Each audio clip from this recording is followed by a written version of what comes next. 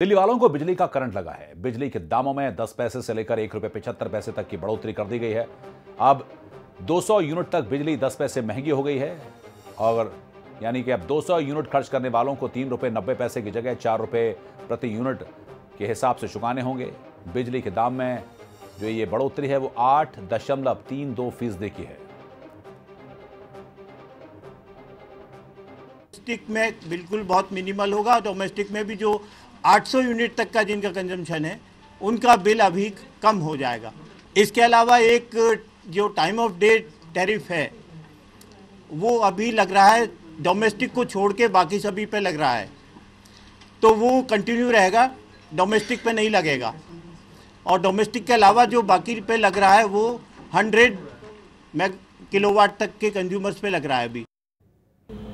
अतुल सिंघल हमारे सहयोगी जुड़ रहे हैं हमारे साथ। अतुल, ये पूरी हमने प्रेस कॉन्फ्रेंस सुनी थी और उसमें जो बात बताई गई है कि इस हिसाब से यूनिट में के दाम बढ़ाए गए हैं, लेकिन बढ़ोतरी के पीछे वजह क्या बताई गई है? क्योंकि इसको लेकर नाराजगी बढ़ेगी, हंगामा होगा इसको लेकर।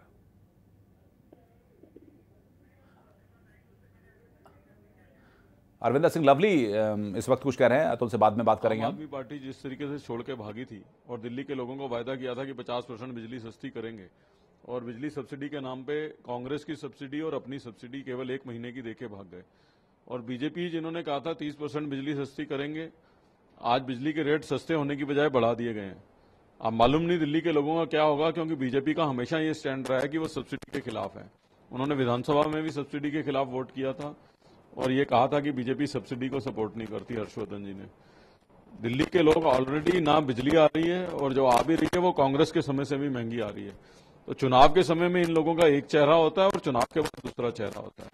मैं समझता हूं तुरंत प्रभाव से केंद्र की सरकार को इंटरवीन करना चाहिए और बिजली के दाम कम करने चाहिए। और जो वो वायदा दिल्ली के लोगों से करके आए हैं कि 30% बिजली सस्ती देंगे बिना सब्सिडी के, चाहे वो सोलर लाइट लगाएं या जो भी उनकी योजना है जिसको सोच के उन्होंने अपने मैनिफेस्टो में वायदा किया था उसको लागू करें और 30% दाम बिजली के तुरंत प्रभाव से कम किए जाने चाहिए। तो दिल्ली में इस महंगाई को देखते हुए दोबारा चुनाव के ऊपर आप क्या कहना चाहेंगे? देखिए, हम तो ये कहना चाहेंगे कि ये सरकार हर चीज में फेल हो रही है। ये वायदा दिल्ली के देश के लोगों को करके आए थे कि हम लोग महंगाई कम करेंगे, बिजली सस्ती करेंगे। रेलवे का किराया बढ़ गया, सब्जियों के दाम बढ़ गए, तेल के दाम बढ़ गए, पेट्रोल के दाम बढ़ गए, डीजल के दाम बढ़ गए, आज बिजली का किराया बढ़ गया, बिजली पूरी आ नहीं रही, पानी पूरा आ नहीं रहा। तो चुनाव से पहले इनका एक चेहरा था, चुनाव के बाद दूसरा चेहरा था। जी हाँ, तो पहले बिजली नहीं आ रही, ऊपर से बिजली के दाम महंगे हुए हैं और इसका असर आने वाले दिनों में राजनीतिक तौर पर भी देखने को मिलेगा। उधर पूरे देश में बिजली का संकट गहरा भी सकता है। 45 प्लांट में कोयले की भारी कमी हो गई है। एनटीपीसी के 3 प्लांट में सिर्फ 1 दिन का कोयला बचा है। ऊर्जा मंत्री पीयूष गोयल ने साफ साफ कहा कि सरकार कुछ छिपाना नहीं चाहती है। पूरे देश में कोयले का गंभीर संकट पैदा हो गया है, जिससे कि बिजली के उत्पादन, उसकी सप्लाई पर इसका असर पड़ सकता है। और इस बीच में बड़ी खबर यह है कि इस मामले की गंभीरता को देखते हुए पीयूष गोयल ने आला अधिकारियों के साथ बैठक की।